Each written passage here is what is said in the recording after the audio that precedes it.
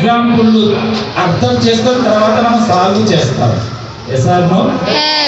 Practical గా మన life కి అప్లై చేయడానికి మీకు ఒక ఉదాహరణగా ఒక స్టోరీ చెప్తున్నాం. ఇది ఉపమానం.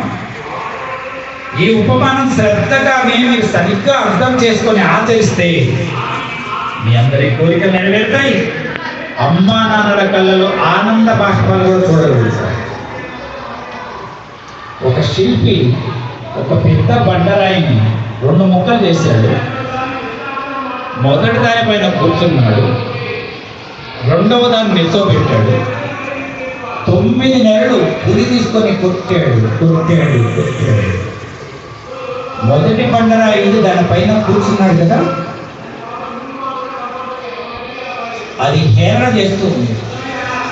నా మీద కూర్చున్నాడు, నాకు ఎంత సుఖంగా ఉందో, నిన్ను పులి తీసుకొని కూడుతున్నాడు. 9 నెలల తర్వాత కృష్ణుని విగ్రహం ఆ విగ్రహంలో ఆ బండరాయిలో వచ్చి కనపడింది అందరికి. ఊళ్ళో వాళ్ళు వచ్చారు. అందమైన కృష్ణుని విగ్రహం ఎంత బాగుందని మంచి గుడి కట్టారు, ప్రతిష్ఠ చేశారు. ఆ గుడిలో మొదటి బండరాయి ఉంది కదా, విగ్రహం పాదాల దగ్గర వేశారు. ఊళ్ళో వాళ్ళందరూ వచ్చారు, పూలదండతో అలంకరించారు. ఎవరిని? కృష్ణుడిని. కొబ్బరికాయతో కొడుతున్నారు. ఎవరిని? పాదాల దగ్గర బండరాయి. అప్పుడు బతుకుంటా ఉంది, వామో వాయో అని. ఏ రాయి? మొదటి బండరాయి. బతుకుంటూ అంటున్నది, నిన్నేమో ఒకరే కొట్టారు, నన్ను ఊరంతా కొడుతున్నారు.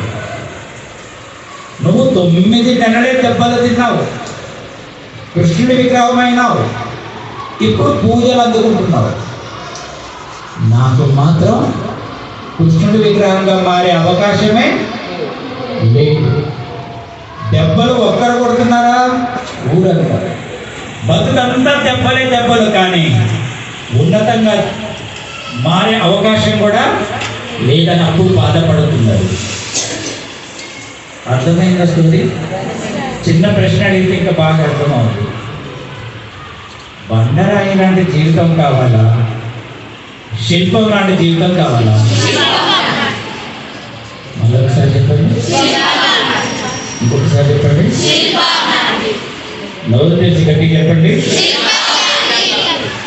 శిల్పం లాంటి జీవితం ఎంతమందికి కావాలి? చిన్ముద్రలు అలాగే ఉంది, చేతులు పైకెత్తండి. ఎంతమందికి కావాలి శిల్పం లాంటి జీవితం? 2 చేతులు ఎత్తాలి. ఒక చేయి ఎత్తితే సగమే కోరుకున్నారు. 2 చేతులు పైకెత్తండి.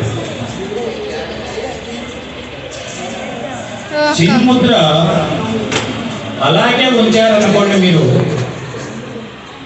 గురూజీ ఎదురుగా ఉన్నంతసేపు ఉంచారనుకోండి, ఇంటికి వెళ్ళిన తర్వాత ఇంటిలో పనుల్లో అమ్మా నాన్నకు సహాయం చేశారనుకోండి, సహాయం చేసిన తర్వాత చదువుకునేటప్పుడు కూడా ఈ చిన్ముద్రలు పెట్టారనుకోండి, క్లాస్ రూమ్లో కూర్చున్నప్పుడు కూడా ఉపాధ్యాయుల ఎదురుగా ఈ చిన్ముద్ర పెట్టుకొని బ్యాక్ బోర్డ్ స్ట్రైట్గా వచ్చి చిరునవ్వుతో కూర్చున్నారనుకోండి, అప్పుడు మీరు మనస వాచ కర్మణ త్రికరణ శుద్ధితో శిల్పం లాంటి జీవితాన్ని కోరుకున్నట్టు. త్రికరణ శుద్ధి చెప్పండి ఒకసారి.